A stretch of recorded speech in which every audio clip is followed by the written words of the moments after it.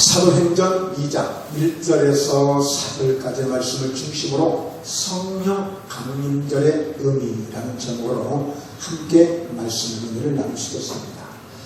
보통 3대 절기라 하면 먼저 성탄절, 예수님의 탄생하신 날, 그리고 십자가에 순환을 당하시고 고난당하시고 죽으신 지 3일 만에 다시 부활하셨던 부활절, 그리고 오늘 이 성령님이 임하신 날 바로 성령 강림절이 최고의 가장 소중한 3대 절기입니다. 여러분, 그런데 보통 많은 사람들이 예수님 성탄절은 당연히 마땅히 예수 믿지 않는 사람들도 그날은 다 기념하고 알고 있어요. 그러나 막상 성령이 오신 날, 성령이 강림하신 날은 별로 그렇게 중요하게 생각하지 않아요. 그러나 아주 중요합니다. 정말 중요합니다. 우리가 살아가는 우리의 모든 삶, 우리 믿음 생활, 우리의 사역을 통해서 전반적인 모든 상황에서 성령이 없이는 그야말로 반쪽 우리의 삶을, 반쪽 은혜를 그렇게밖에 누릴 수 없어요. 그래서 오늘 이 성령 강림절에 주시는 이 말씀을 여러분들이 잘 받으셔서 신앙생활에 적극 적용하시고 우리 모두도 성령 충만하여 하나님이 원하시고 주님이 기뻐하시는 그런 신앙생활을 우리가 힘차게 해 나가야 될 것입니다. 할렐루야. 자, 그런 의미에서 오늘 첫째 우리가 생각해 볼 수 있는 것은 성령 강림절의 의미가 무엇이냐? 무엇이냐? 여러분, 보통 보면 그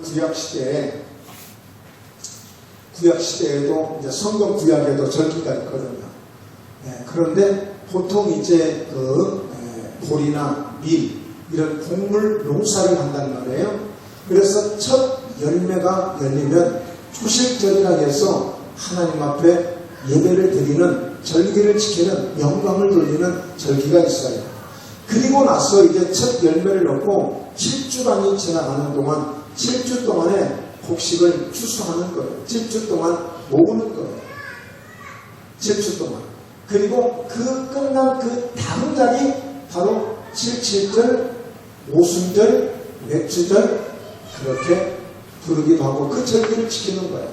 그러니까 뭐냐면 77에 49 7주간의 그 시간들을 보내면서 추수를 해서 그리고 마지막 그 50일째 되는 날 절기를 지키는 절기가 77절, 오순절, 맥주절 이렇게 이야기합니다.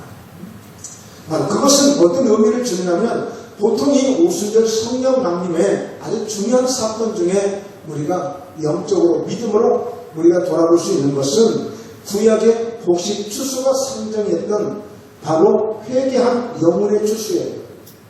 그러니까 알곡들만 추수가 잘 된 곡식들을 7주 동안 모아서 결국에 그 추수한 것을 바로 지키는 절기가 77절 오순절이란 말이에요.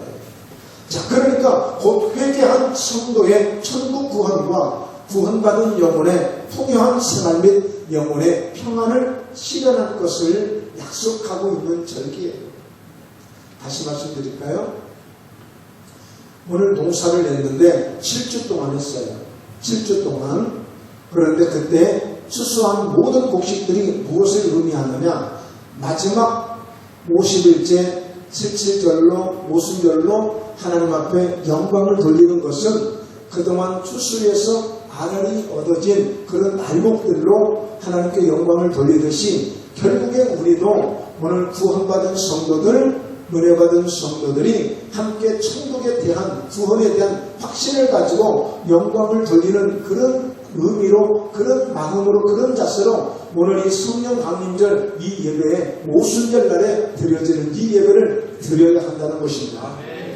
그러니까 오늘 이 마가 요한의 다락방에 하나님의 성령이 임하셨는데 이 임하신 날이 오순절 날이었어요. 오순절 날. 이 오순절이라고 하는 것은 50일째라고 하는 뜻이 있어요. 50일째.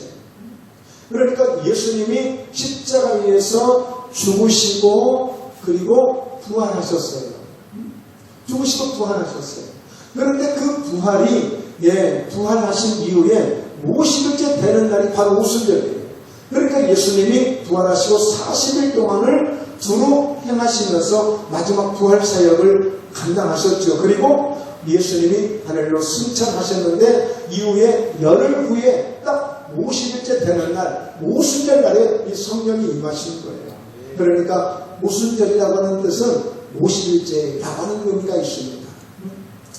그러니까 이 오순절은 구약 성경 때 구약 절기와 마찬가지로 그러니까 그때에 구원받은 그런 영혼들로 구원받은 성도들로 천국에 대한 믿음을 가지고 부활하신 주님의 그 십자가를 통한 그 은혜를 힘입은 우리 모두가 부활하신 주님의 능력과 그 은혜를 힘입어서 이 오순절 날에 하나님의 성령을 선물로 받는 성령의 은혜를 받는 가장 귀하고 복된 날이 오늘 성령 강림절이에요.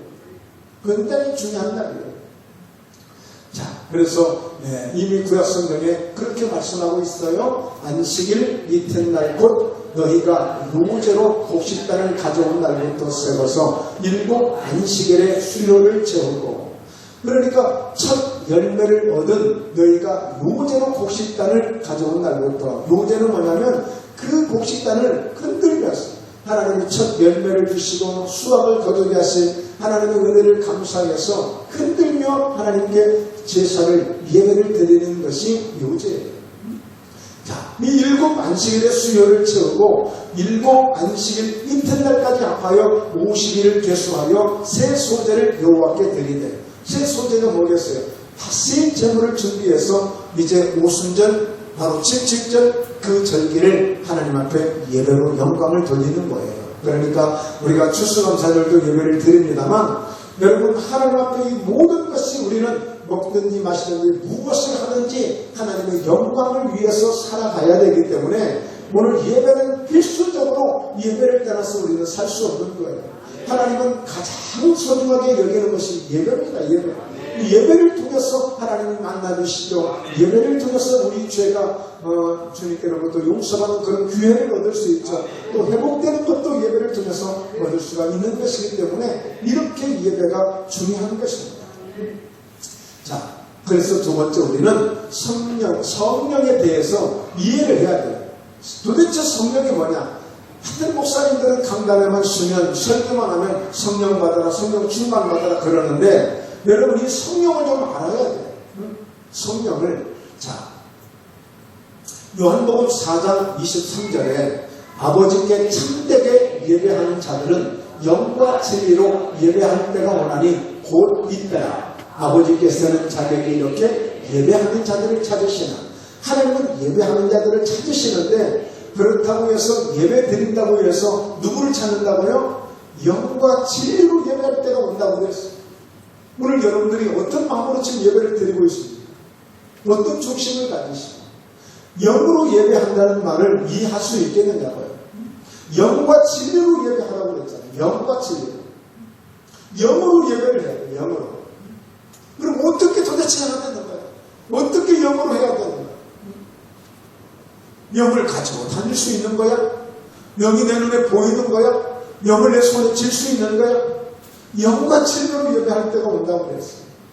왜 그럴까요?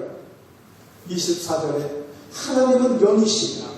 예배하는 자가 영과 진리로 예배할지니라고 그랬어요. 하나님은 영이시다. 그래서 여러분 하나님을 본 자가 있어요? 하나님을 본 자가 없어요. 왜? 영이시니까. 영을 볼 수가 있나요? 영을 볼 수가 없어요. 그런데 영을 보는 사람들이 있어요. 누구예요? 무당들. 신이 내려서 그 신접을 받은 사람들은 바로 그런 귀신을 즉 다시 말해서 그 영으로 역사하는 그런 귀신들을 보았다라고 보고 있다라고 말하는 사람들이 있어요. 그러나 하나님의 영은 마찬가지로 우리가 하나님의 성령에 충만하면 하나님의 그 영을 통해서 그분이 주시는 환상을 보기도 하고 그분의 음성을 듣기도 하고 그분이 역사하심을 느끼고 깨닫기도 하는 거예요.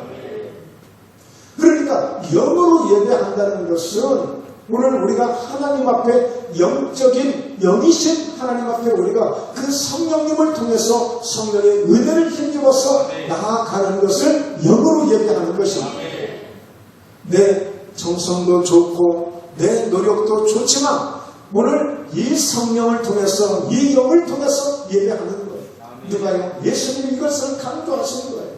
왜냐하면 구약시대 때는 보통 예배를 드릴 때 염소를 끌고 오고 양을 끌고 오고 비둘기를 가져오고 소재, 고운 가루들을 가지고 와서 그것을 하나님 앞에 제물로 드리면서 번제를 드리고 소제를 드리고 이런 다양한 예배를 드렸단 말이에요. 눈에 보이는 것을 가지고 예배를 드렸어요.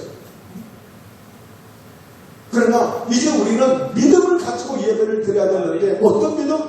바로 그 성령님을 통한 그 성령이 주시는 믿음, 성령이 함께 하시는 그 은혜를 힘입어서 영이신 하나님 앞에 나가서 하나님을 찬양하고 하나님께 영광을 돌리는 것입니다. 예수님 이후에 이렇게 말씀하고 있는 거예요. 그래서 구약시대 때는 반드시 제물을 들고 가서 제사장을 통해서 제사장이 제물을 하나님께 드리고 제사장을 통해서 모든 것이 다 끝나는 거예요. 마치 천주교에서 무슨 문제들을 신부 앞에 가서 신부하고 이렇게 뭡니까? 그런 것들을 고백하고 그래 하면서 진행이 되듯이 구약시대 때 예배는 다 모든 제물을 들고 가서 제사장하고 제사장한테 모든 것을 맡겨서 제사장을 통해서 얻어지는 그런 구원과 그런 은혜를 경험했던 거예요. 그러나 이때는 누구든지 예수님의 피를 힘입고 그 십자가의 은혜를 힘입고 우리가 죄상받은 그 은혜를 가지고 그리고 누구나 오늘 이렇게 예수님 앞에 나와서 예수님을 고백하면 이미 누구나 성령의 은혜를 다 주셨어요. 오늘 여러분들도 성령의 은혜가 지금 다 임하신 것입니다. 그런데 문제는 뭐예요? 내가 그것을 느끼지 못할 수 있어요. 내가 깨닫지 못하고 내 눈에 안 보이니까 나는 아무것도 없다고 생각을 해요. 아니에요. 고린도전서 12장 3절에 성령이 아니시고서는 누구든지 예수를 주시라고 나의 주인이라고 나의 생명의 주님이시라고 나를 구원할 주님이시라고 고백할 자가 아무도 없다고 그랬어요. 그러니까 이미 여러분들은 성령님이 이미 도와주시고 계시는 거예요. 예수님을 믿겠다고 예수님 앞에 고백하는 그 순간에 이미 성령이 여러분의 마음을 붙잡아 주시고 여러분이 고백하는 그 믿음을 이미 성령이 역사하고 계시는 거예요. 그래서 오늘 성령을 좀 더 알아야 되는데 여러분 하나님이 여호와 하나님이 땅의 흙으로 사람을 지으시고 생기를 그 코에 불어넣으시니 사람이 생명이 됩니다. 그러니까 여기서 하나님이 사람을 지으실 때 생기를 그 흙덩이였던 아담이 되기 직전 그 흙덩이였던 그 흙으로 만든 그 사람 그 코에다 푹 하고 바람을 불어넣으니까 생기를 불어넣으니까 사람이 생명이 되어졌다. 생명이라고 하는 것은 살아 숨쉬는 호흡체가 되어버린 거예요.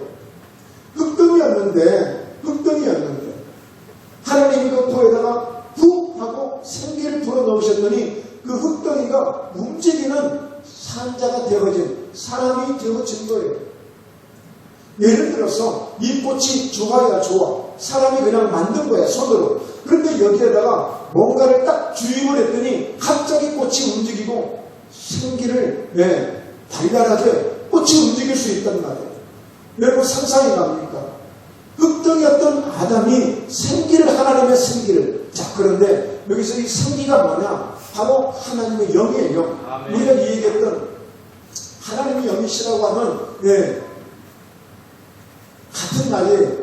그러니까 영어로는 스피릿이라고 하고 그 다음에 히브리어로는 루하흐라고 하고 헬라어로는 푸뉴마라고 해요. 어떤 뜻이냐? 공기의 움직임이라고 하는 뜻인데 바람이라고 하는 뜻이에요. 바람.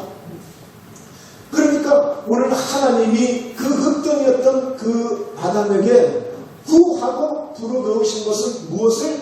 바람을 불어넣었어요.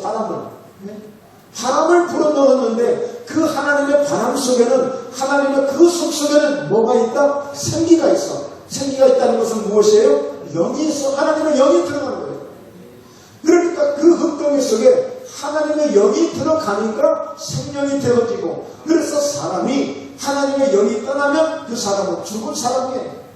영혼이 떠났다, 혼이 떠났다.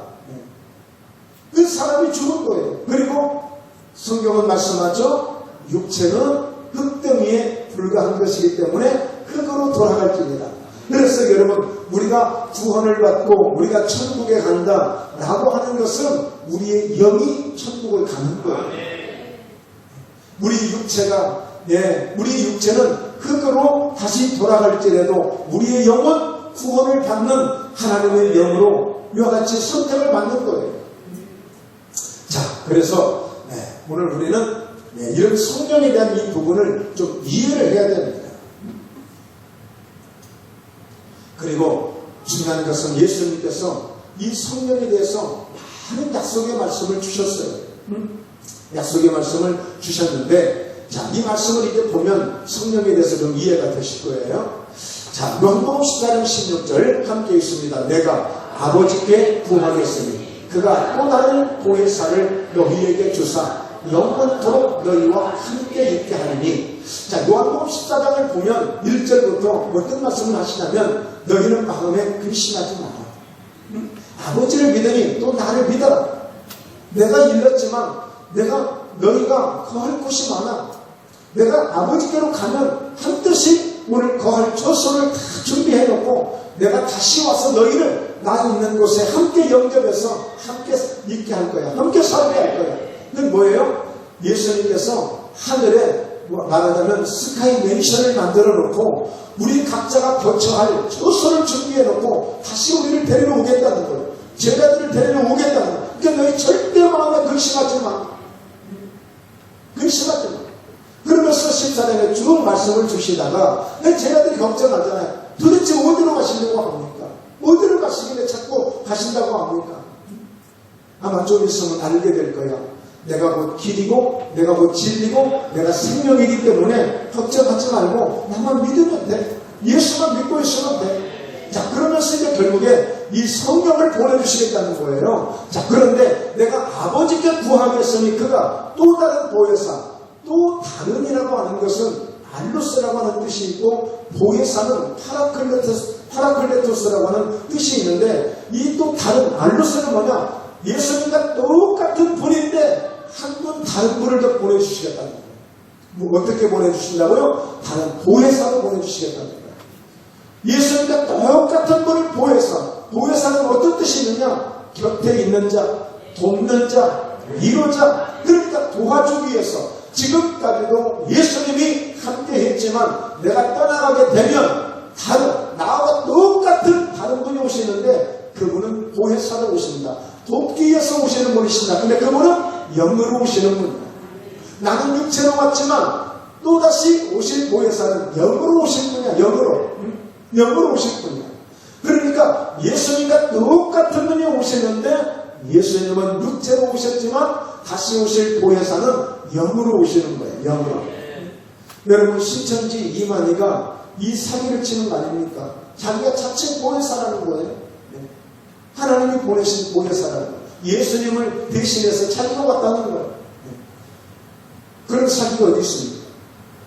그래서 여러분, 이 다른 보혜사라고 하는 것은 굉장히 예수님께서 오늘 제자들과 더불어서 우리에게 주시는 정말 너무너무 귀한 말씀이에요.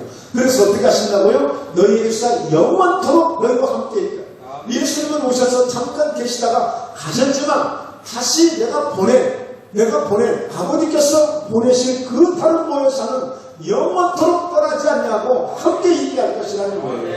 함께. 그래서 2000년 전에 그 제자들에게 오순절날에 역사하셨던 하나님의 성령은, 보혜사 성령님은 지금도 떠나지 않고 예수님은 모든 사람들에게 지금도 우리 모두에게 역사하고 계시는 것입니다.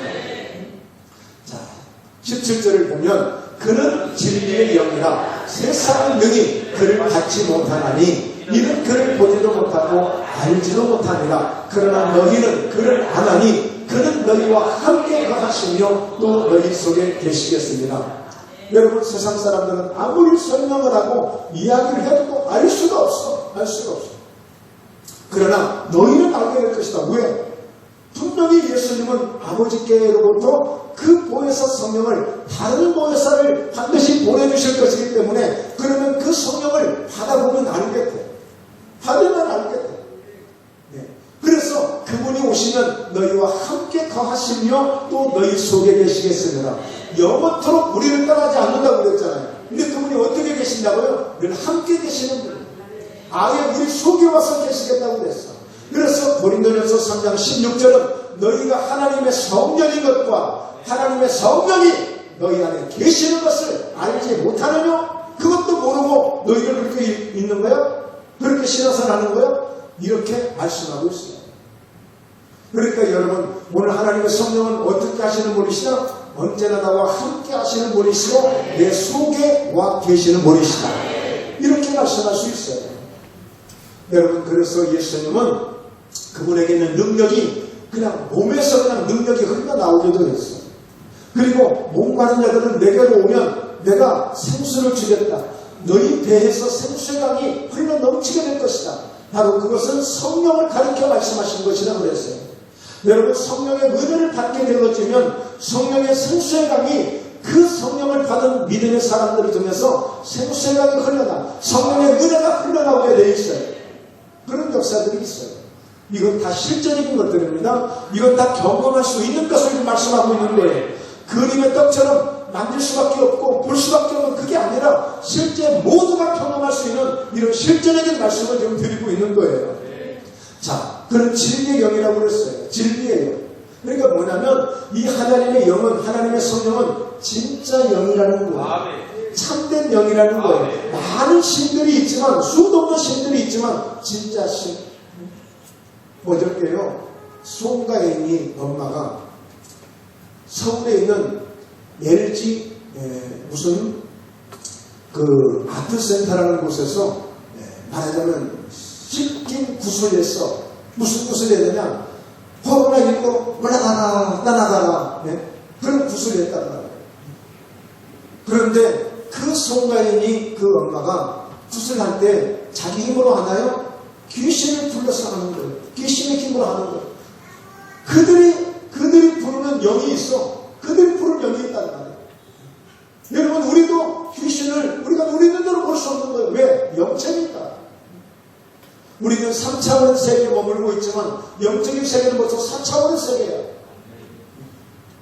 그런데 아무리 귀신의 영이 강하다 할지라도 오늘 하나님의 영은 대항할 수 없는 것입니다. 하나님의 것이죠. 하나님의 것이죠. 그래서 하나님의 성령의 은혜를 받고 능력을 받고 충만함을 받은 사람들은 그런 어떤 귀신의 영을 두려워하지 않아요. 그러니까 무당이 가장 무서워하는 사람들이 예수 믿는 사람들이에요. 막 펄펄 뛰고 있는 구다하는데 성령 충만한 사람 있으면 딱 그냥 굿이 멈춰버리잖아요. 그러니까 여러분, 영이 있다는 사실을 인정하시죠? 그렇다면 우리가 진리의 영, 정말 진짜 영, 참된 영, 오직 말씀을 통한 영, 그 하나님의 성령을, 그 영을 우리가 받는 거예요. 자, 그래서 왜 이렇게 영이 중요하냐? 요한복음 6장 63절에 살리는 것은 영이니 육은 무익하니라. 내가 너희에게 이른 말은 영이요 생명이라. 왜 이렇게 하나님 말씀이 중요하냐? 하나님 말씀 속에는 살아있고 운동력이 있다고 말씀했어요. 그 말씀 자체가 영이기 때문에 그래요. 그래서 말씀이 선포되는 곳에, 말씀이 있는 곳에 원수마귀가 떠나가고 오늘 말씀이 있는 곳에 진정 변화가 있고 회복이 있고 역사가 있고 기적이 있는 거예요. 그러니까 사도행전 8장에서나 사도행전 10장에서나 빌립집서나 고넬료 집에서나 이임의 사도들이 말씀을 전할 때 그 말씀을 선포하는 가운데 벌써 귀신이 떠나고 병이 낫고 이런 역사가 있었단 말이에요. 이게 굉장히 영이 중요한 거예요. 여러분, 육은 결국에 뭐 하는 데 쓰냐? 영을 보호하는 그릇으로 그냥 쓰는 거예요. 육은 그냥 그래서 필요한 거예요. 영을 보호하기 위해서, 영을 보호하기 위해서. 단순하게 이 육은 영혼을 보관하는 하나의 자루야, 자루, 그릇이야, 그릇. 여러분, 아무리 예쁜 그런 미스 콜이라든지, 미스터 콜이라든지 간에 어떤 사람이든지 영혼이 있다면 누구도 가서 만지지도 않아요. 쳐다보려고 하지도 않아요. 우리의 몸은, 우리의 육체는 영혼이 있을 때 아름답습니다. 영혼이 있다면 의미가 없는 거예요.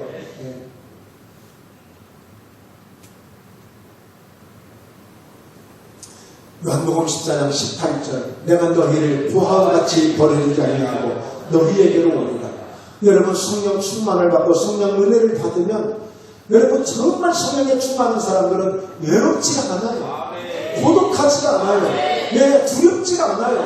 언제나 그분이 나와 함께 하시고 부하와 같이 나를 절대 혼자 있게 하지 않는다니까요. 실제 여러분 깊이 기도하시면서 이런 하나님의 영 성령의 은혜를 경험하게 되어지면 그분과 교제도 돼요. 그분과 나눔이 돼요. 왜 그럴까요? 자, 말씀 한번 보죠. 요한복음 14장 26절인데 보혜사 곧 아버지께서 내 이름으로 보내실 성령 그가 너희에게 모든 것을 가르치고 내가 너희에게 말한 모든 것을 생각나게 하리라. 여러분 언젠가 저희 교회에 오셔서 세미나 했던 저기 경기도 파주 산마교회 이일성 목사님. 그 교회 이 성도들은 특히나 어린 학생들, 초등학생들, 중학생들 이런 학생들이 2시간씩을 기도하는데 2시간씩 끝이 되려고 2시간인데 막 그 아들이 막 성령으로 충만하니까 막 성경을 몇 장씩 외우고 찬송을 20곡, 50곡씩 외워버리고 여러분 성령이 가르쳐주는 것들이 있어요. 성령이 생각나게 하시는 것들이 있어요. 성령 충만하면요 똑같이 공부를 해도 똑같이 학원을 다녀도 차원이 달라진다니까. 내가 10시간을 공부하는 것보다 성령 충만해서 1시간 공부해도 효과가 더 나올 수도 있는 거예요. 왜? 한 번 들으면 잊혀지지가 않고 한 번 외우면 암기가 그냥 쉽게 되고 그냥 모든 걸 보면 깨달아지고 이렇게 되는 거예요. 저는 정말 하나님께 제가 감사하는 게 있어요. 정말 감사하는 게 있어요. 여러분 그래도 우리가 전혀 기도하면서 그런 말씀드렸지만 어떤 목사님들은 설교를 잘하시려고 2001년에 2천만 원의 등록금을 내가면서 공부하시는 분들도 계시고 외국도 다녀오시고 근데 저는 그런 걸 못해요. 돈이 없었어요. 근데 어떻게 해요? 그냥 하나님 도와달라고 기도하죠. 하나님 역사해달라고. 근데 놀랍게도요 성령을 통해서 하나님 주시는 말씀을 보면 그냥 어느 순간에 그냥 딱 보면 벌써 설교편이 딱 오는 거예요. 그러니까 어떻게 살겠어요? 저희 교회 어떤 집사님이 저보고 그랬어요. 목사님도 설교 준비하냐고. 나 설교 준비한다고 그랬더니 목사님도 설교 준비하냐고. 원래 강단에서는 나오는 거 많이 나오는데 아니에요. 저 고민 많이 해요. 저 기도 많이 해요. 그냥 되는 거 아니에요. 왜 그럴까요? 여러분 디모데전서 3장 16절 이하에 여러분 모든 성경은 하나님의 감동으로 된 것이다 그랬어요. 하나님의 감동으로 된 거예요.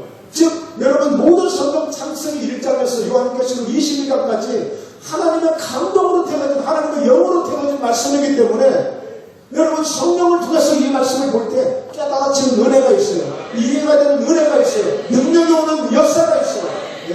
그냥 보는 것과 달라요. 그래서 여러분 따라서 합니다. 보혜사 성령. 오늘 그 단어만이라도 확실하게 알고 가세요. 자, 보혜사는 파라클레토스인데, 자, 한마디로 표현하자면, 자, 따라서 합니다. 돕는 분, 돕는 자. 그래서 성령은 철저하게 뭐 하기 위해서 오셨느냐? 우리를 도와주기 위해서. 예수님은 하나님의 자녀들을, 주의 백성들을 돕기 위해서 오신 분이에요. 예수님은요 육체로 오시면서 십자가에서 우리의 모든 죄를 감당하기 위해서 희생을 당하기 위해서 고난 당하기 위해서 오셨다면 하나님의 성령은 이제 그 예수를 믿는 성도들에게 어떻게 하든지 도와주려고 능력을 주기도 하고 생각나게도 하고 가르쳐 주기도 하고 우리 속에 계셔서 우리와 함께 계셔서 우리를 그와 같이 버려두지 않으시고 모르는 것을 생각나게 하고 모르는 것을 가르쳐 주시는 이런 은혜를 주시려고 성령이 오신 거예요. 그래서 오늘 성령을 스승 삼고 성령을 친구 삼고 성령을 헬퍼 나의 도움으로 돕는 분으로 삼게 되어지면 그분이 언제나 우리를 복되게 해 주시는 것입니다. 자, 왜 그럴까요? 자, 여러분 보십시오. 마태복음 12장 31절에 그러므로 내가 너희에게 이르노니 사람에 대한 모든 죄와 모독은 사하심을 얻되 성령을 모독하는 것은 사하심을 얻지 못하겠고, 성령을 모독하면 사하심을 얻지 못해요. 예수님은요 어차피 고난 당하시려고 작정을 하고 오신 분이기 때문에 아예 내가 죽으려고 왔다고 말씀했어요. 그 정도로 각오하고 오셨어요. 그러나 성령은 절대적으로 도우려고 하시고 도우려고, 전혀 피해를 주지 않고 어떤 고난도 요구하지 않냐고 그저 도움만 요청하면 도와주려고 오신 분이야. 근데 그분을 섭섭하게 한다, 그분을 해방하게 한다, 거기에 대해서는 용서할 수가 없다는 거야. 거기에 대해서 예수님을 욕하기도 하고 예수님을 저주하기도 하고 예수님을 비방하기도 했지만 다 용서받았어요. 이렇게 하면. 그러나 성령에 대해서는 어느 정도냐면 32절을 보면 또 누구든지 말로 인자를 거역하면 사하심을 얻되 누구든지 말로 성령을 거역하면 이 세상과 오는 세상에서도 사하심을 얻지 못하리라. 그래서 여러분 성령에 대해서는 함부로 얘기해서는 안 돼요. 이 함부로 얘기하는 게 뭐냐면 그까짓 것 방언전한다, 그까짓 것 은사도 받았다. 여러분 그것은 정말 모르는 소리 하는 거예요. 우리 여러분 예수님은 이 성령의 은혜에 대해서 얼마나 애끼고 귀하게 여기고, 그러니까 마음에 근심하지 말아라, 내가 떠나갈지라도 절대 너희를 외롭게 놔두지 않을 거야.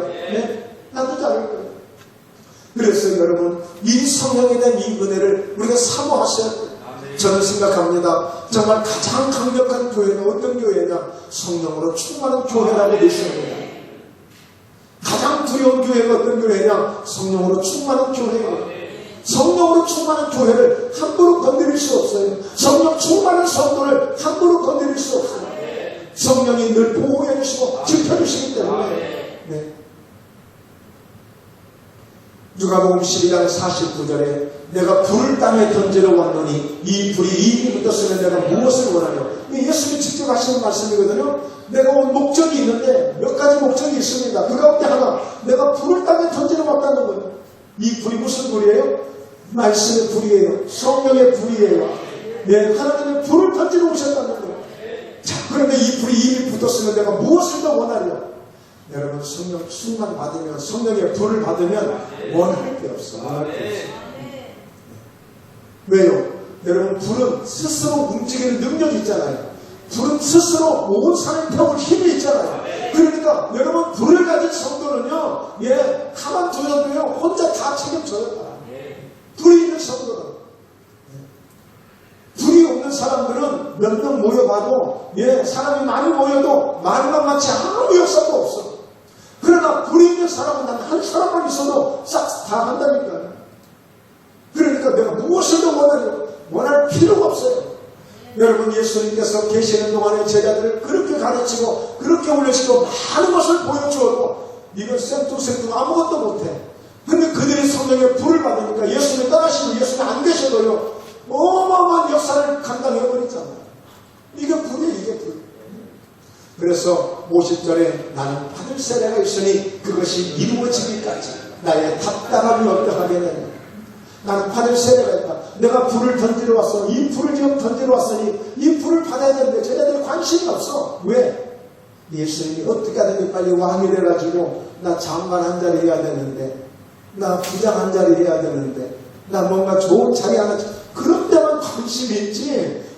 내가 무슨 불을 받고 뭐 예수님이 영이시고 뭐 아버지 막 하면 제자들이 엉뚱한 소리만 해요. 그러니까 예수님은 뭐라고 말씀하셨어요? 답답.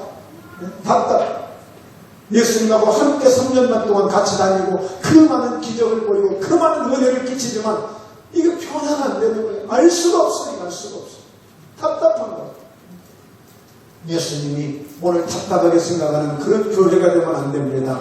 예수님이 답답하게 여기는 그런 성도가 되면 안 되고, 예수님이 언제나 시원하게 우리를 대할 수 있는 그런 믿음의 사람, 오늘 성령으로 충만한 이런 성도가 될 수 있기를 주의 이름으로 축원합니다. 여러분 그래서 예수님이 약속하시잖아요. 약속. 자, 사도행전 1장 4절입니다. 사도와 함께 모이사 그들에게 분부하여 이르시되 예루살렘을 떠나지 말고 내게서 들은 아버지께서 약속하신 것을 기다리라. 아버지가 약속하셨어요. 이 약속한 것을 기다리라. 요한은 물로 세례를 베풀었으나 너희는 면단이 못되어 성령으로 세례를 받으리라 하셨느니라. 여러분, 아버지의 약속을 받기를 원하십니까? 이미 약속을 받으신 분들도 계셔요. 그런데 아버지 약속이 있는지 없는지 잘 모른다면 이건 안 되는 거예요. 오늘 여러분 오후에 이따 3시에 또 대통령께서 약속할 거예요. 여러분들에게 지난 재난지원금 100만 원이 부족한 것 같아서 이번에는 200만 원을 주겠대요. 오늘 3시에 발표할 거예요. 지금 벌써 가슴이 뛰기 시작하죠. 진짜인가? 목사님이나 해보는 소리인가? 가슴이 뛰죠. 만약에 그거를 이번에는 김씨는 다 빼고 준다고 해봐요. 그러면 김씨가 지금 성가된 사람들은 난리가 날 거야. 이게 뭔 일이냐? 왜 안 주냐고. 여러분, 대통령이 준다고 그러면 다 받아야죠. 그러나 누구 한 사람이라도 만약에 뭐 김씨를 뺀다고, 이씨를 뺀다고, 아니 전라도 사람은 뺀다고, 아니 뭐 집안지 있는 사람은 뺀다고, 뭐 그러면 난리가 나. 그런데 하나님이 약속하신 게 있어. 하나님이 약속하신 게 있다고요. 예수님께서 약속하신 게 있어요. 예루살렘을 떠나지 말랬잖아요. 말랬잖아요. 예루살렘을 떠나지 마라. 반드시 내게 들어봐. 아버지가 나한테 약속한 게 있으니까 그 약속한 것을 반드시 받을 테니까 예루살렘 떠나지 말라고 약속했잖아요.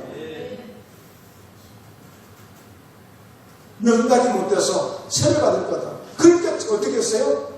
거기에 몇 명이 있었냐면 고린도전서 15장에 보니까 500명이 있었대요. 500명.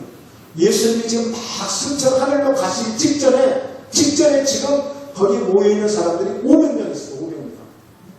그런데 이렇게까지 말씀하는데도 380명은 그냥 예수님이 딱 승천해버리니까 그냥 가버렸어.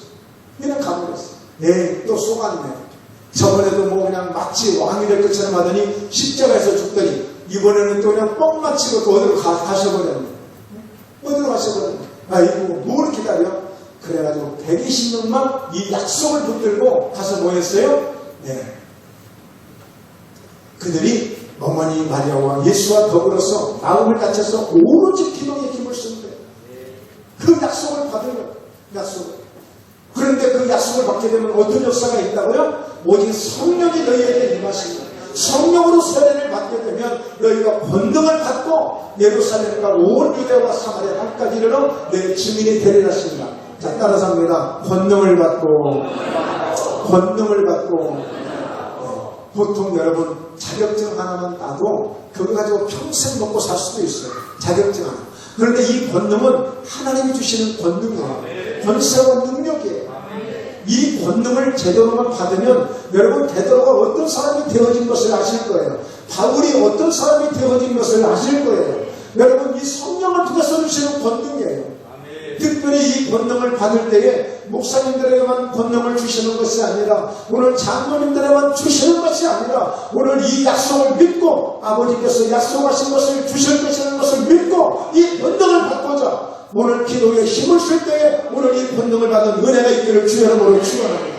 정말 간절히 바라요. 목포회담교회 성도님들 정말 빌립 집사와 같이 스데반 집사, 바나바 집사 또 그리고 나아가서 고넬료의 가정처럼 그렇게 여러분 이 권능을 받게 되면 여러분 성도를 통해서도 집사님들 통해서도 강력한 기사와 따른 표적들이 하나님이 주셨잖아요. 나타나잖아요. 그러니까 이런 꿈을 가졌어요. 거룩한 꿈을 가졌어요. 그래서 오늘 오로지 마음을 같이하여 기도에 힘을 쓴 것입니다. 여러분 기도가 그냥 공짜 아닙니다. 기도는 반드시 심은 대로 거두게 되는 약속을 갖고 있어요. 그래서 기도는 여러분들이 저금하시는 저금 통장에 통장과도 같은 거예요. 이제 저금 많이 해도 이자도 별로 안 준대요. 그러니까 여러분 기도나 많이 해서 기도로 저축이나 많이 했어요. 기도를 통해서 얻어지는 것들이 100배, 60배, 30배가 됩니다. 이 약속을 믿고 기도하셔야 돼요. 여러분 결론입니다. 결국에 사도행전의 성령 강림의 사건은 가장 중요한 게 반드시 성령을 받아야 한다는 사실을 오늘 다시 한번 우리가 각오하는 거예요. 10번, 100번을 이야기해도 오늘 시간을 줄여서 정말 어떻게 우리 이 성도님들에게 아무 관심이 없는 하나님의 영에 대해서 전혀 관심 없는 분들에게 어떻게 이 소식을 알려서, 어떻게 이 사실을 알려서 이 하나님의 성령의 은혜를 받겠다라고 하는 기도의 자리에 올 수 있을까 하고 애가 터지는 마음으로 준비하면서 결론을 내립니다만, 결론은 결국에 뭐냐? 반드시 성령을 받아야 한다는 거예요. 네. 자, 큰 소리로 반드시 성령 충만 받자. 네. 여러분, 성령 충만을 내가 받았는가 받지 않았는가는 여러분 내가 스스로 느낄 수가 있어요. 예배하는 게 즐거워지고 기도하고 싶어지고 뭔가 전도하고 싶어지고 뭔가 찬양하고 싶어지고 뭔가 하나님 중심이 되려고 하는 마음이 벌써 성령 충만한 사람들에게는 나올 수밖에 없는 거예요. 나올 수밖에 없어요. 여러분, 내 안에 뭐가 들었냐에 따라서 우리가 달라지잖아요. 알코올로 재워놓으면 가서 한번 노래 부르고 놀고 싶어지고, 여러분 뭔가 채워지면 달라지는 거예요. 뭔가 채워지고. 자, 왜 우리가 성령 충만을 반드시 받아야 될까요? 예수님께서요 바로 이제 공생의 사역을 위해서 시작하시는데 가장 먼저 뭐 하셨어요? 바로 세례를 먼저 예수님도 받으셨단 말이에요. 근데 세례를 받고 딱 물에서 올라오시는데 하늘이 쫙 열리더니 하나님의 성령이 비둘기같이 예수님 자기의 임하심을 보시더니 그랬어요. 그러니까 여러분, 하나님의 아들 예수 그리스도가 이 땅에 오셔서 우리의 죄를 감당하시고 우리의 모든 병을 짊어지시고 저주를 감당하시고 십자가에 지시고 십자가에 죽으시며 우리 죄 문제를 해결하시려고 그 피를 흘려주셨는데, 바로 이 사실을 알리기 위해서는 많은 사람들이 뭔가를 보여줘야 돼요. 뭔가를 나타내줘야 돼요. 내가 그리스도다, 내가 메시아다 하지만 일반 사람과 똑같다면 뭐 아무런 의미가 없잖아요. 여러분 생각해 보세요. 김택수 목사는 내가 혼자 여러분의 죄를 감당하겠습니다고 내가 혼자 죽었어. 누가 알아줘? 아무도 알아줄 사람이 없어. 그러니까 예수님은 왕으로서 하나님의 아들로서 바로 보여줄 것을 다 보여주는 거예요. 나타낼 것을 다 나타내 주시는 거예요. 그러니까 뭐가 필요했어요? 능력이 필요했어요. 그러니까 예수님도 세례를 받으셔서 우리가 똑같은 모습으로 죄 문제를 해결하시고 그것을 보여주시고, 그래서 사람들에게 다 인정을 받고, 그리고 나가서 바로 이런 하나님의 성령의 권능을, 능력을 받는 이 역사를 통해서 예수님의 모든 공생애가 시작되는 거예요. 그런데 내 힘으로 해보겠다고요? 내가 좀 착하니까 나는 괜찮아. 나는 좀 아는 게 많아서 괜찮아. 나도 예수 몇십 년 믿어서 괜찮아. No, 아니에요. 그것까지 아무데도 써먹을 게 없습니다. 오직 하나님의 성령의 능력을 받아야 돼요. 받아야 돼요. 여러분, 아무리 좋은 차라도 기름 없이 차가 갈 수 없듯이 정말 그리스도인들이라면 하나님의 영을 받아야 돼요. 로마서 8장에 보면 그리스도의 영이 없으면, 하나님의 영이 없는 사람들은 그리스도의 사람이 아니라고 그랬단 말이에요.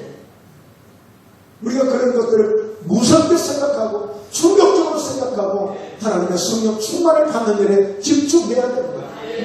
그래서 예수님께서 사도행전 10장 38절에 보십시오. 하나님이 나사렛 예수에게 성령과 능력을 기름 붓듯 하셨으며 그가 두루 다니시며 선한 일을 행하시고 마음에 겨들린 모든 사람을 고치셨으니 이는 하나님이 함께 하셨습니다. 그렇습니다. 우리가 성령 충만을 받아야 되는 것은 반드시 이렇게 예수님도 성령의 능력을 받았어. 예수님도 성령 충만을 받으셔서 이 귀한 사역을 감당하신 거예요. 그리고 나가서 사도행전 2장 1절에 오늘 본문 말씀인데요. 자, 오순절날에 결국 그들이 한 곳에 모였잖아요. 누가요? 120명. 그래서 어떻게 했다고요? 오로지 기도에 힘을 썼단 말이에요. 자, 그런데 호련히 하늘로부터 급하고 강한 바람 같은 소리가 있어 그들이 앉은 온 집에 가득합니다. 여러분, 보통 비가 올 때가 되면, 눈이 올 때가 되면 기상 변화가 일어나잖아요. 캄캄해진다든지 구름이 꽉 낀다든지 뭔가 바람이 불어온다든지 역사들이 있잖아요. 하나님의 성령이 오실 때, 성령이 임재하실 때도 나타나는 이런 하나의 반응들 다양하게 은혜를 받다가 막 내 마음이 뜨겁다가 성령의 은혜를 경험하기도 하고 막 기도하다가 받기도 하고 이런 다양한 경험들이 있을 수 있어요. 똑같지는 않아요. 조용하지만 그 성령의 내주하심이 내게 은은하게 오기도 해요. 다양하게 오는 것입니다. 그러므로 오늘 이 부분을 이해하셔야 되는데 때로는 하나님의 성령이 이 오순절 날에 마가 요한의 다락방에 임했을 때는 이 정도로 이렇게 강력하게 오셨다는 것을 말씀해 주고 있어요. 예수님은 마치 비둘기가 부두덕거리면서 오는 것처럼 성령이 그렇게 임하셨고 오늘 120명의 사도들과 거기 있는 성도들이 이런 능력 가운데 이런 역사 가운데 성령을 받은 거예요. 호련히 갑자기 마침내 갑자기 온 겁니다. 급하고 강한 바람 같은 강력한 소리가 있었고 그들이 앉은 온 집에 가득하며 그랬어요. 오늘 바라기는 저희 목포회담교회가 언제든지 예배 때마다 또 우리가 기도할 때마다 온 집에 가득한 이런 바람 같은 기운이 생기와 같은 기운이 하나님의 기운이 항상 가득하기를 주의 이름으로 축복합니다. 그래서 여러분들이 기도하실 때도 그렇게 해주세요. 하나님 저희 목포회담교회 여러분의 가정 속에 항상 하나님의 생기의 기운이 가득한 가정 되게 하시고 가득한 저희 목포회담교회 되게 하여 주옵소서. 그리고요 3절에 보면 마치 불의 혀처럼 갈라지는 것들이 그들에게 보여 각 사람 위에 하나씩 임하여 있더니 그러니까 중요한 게 뭐예요? 이제 교회 전체에도 가득하지만 이제는 각 사람들에게도 오늘 이와 같이 임하는 것이 있었던 것입니다. 할렐루야. 그렇잖아요. 아무리 하나님의 성령이 충만한 교회랄지라도 나하고 아무 상관이 없다면 의미 없잖아요. 그런데 여러분들이 예배 가운데 오셔서 각 사람 머리에 임하는 이 은혜를 입으시고 가셔야 돼요. 할렐루야. 하여튼 찍고라도 가시든지 그러나 그렇게 말고 아예 부흥받고 가셔야 됩니다. 아주 불로 나를 태워주시옵소서. 급하고 강한 나라 같은 능력 나를 사로잡아 주시옵소서. 그래서 뭔가 여러분들이 예배 오실 때마다 나를 사로잡아 주셔서 뭔가 내게 강력하게 덮어서 뭔가 내가 붙잡는다 하는 것처럼 가셔야 돼요. 누가 붙잡았어요? 하나님의 성령께서. 하나님의 성령께서 여러분을 붙잡아 주셨고 여러분들 한번 만져주셨고 여러분들 한번 덮어주셨던 그런 은혜를 경험하고 가셔야 돼요. 이런 은혜를. 그래서 어떻겠습니까? 다 성령의 충만함을 받고 성령이 말하게 하심을 따라 다른 언어들로 말하기를 시작합니다. 그래서 가장 성령 충만 받고 나타난 표적 중에 하나가 뭐냐? 내 말이 달라져. 내 언어가 달라져. 죽겠다? 너 아이고 힘들어? 아니에요. 이제는 할 수 있습니다. 좋은 일이 일어납니다. 잘 될 것입니다. 나 주님이 함께 하십니다. 성령이 나와 함께 하십니다. 목포회담교회 부흥됩니다. 오늘 놀라운 기적이 내게도 일어납니다.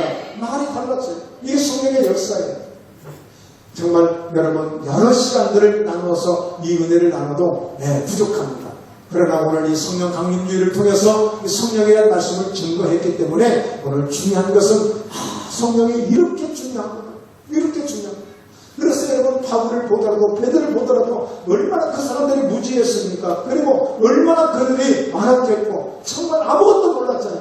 그런데 성령의 능력을 받고 충만함을 받고 세상에 감당할 수 없는 역사가 일어나는 거예요. 다윗이 다윗 될 수 있었던 것은 오늘 여러분 사무엘이라고 하는 선지자가 그에게 기름을 부었을 때 하나님의 영에 크게 감동되는 그 감동의 은혜를 따라서 하나님의 능력을 입게 되어가지고 그가 골리앗도 이기고 이런 큰 힘이 있었던 것은 전적으로 하나님이 그런 은혜를 주셨기 때문에 가능한 것입니다. 오늘 요셉이 성공할 수 있었던 것도 하나님의 영에 감동된 사람을 어디서 찾을 수 있어요? 네, 여러분 성령 충만하면 여러분 쓰임받을 때가 한두 군데가 아니에요. 성령 충만하면 여러분 사회에 가서도 존경받을 수 있는 이런 지혜로운 사람이 되고 감동의 사람이 될 수 있는 것입니다. 우리 모두 목포회담교회가 우리 모든 성도들이 늘 성령님과 함께 파라클레토스 돕는 분의 그 도움을 받으시면서 날마다 예수 이름으로 승리하시기를 주의 이름으로 축원합니다. 할렐루야. 네.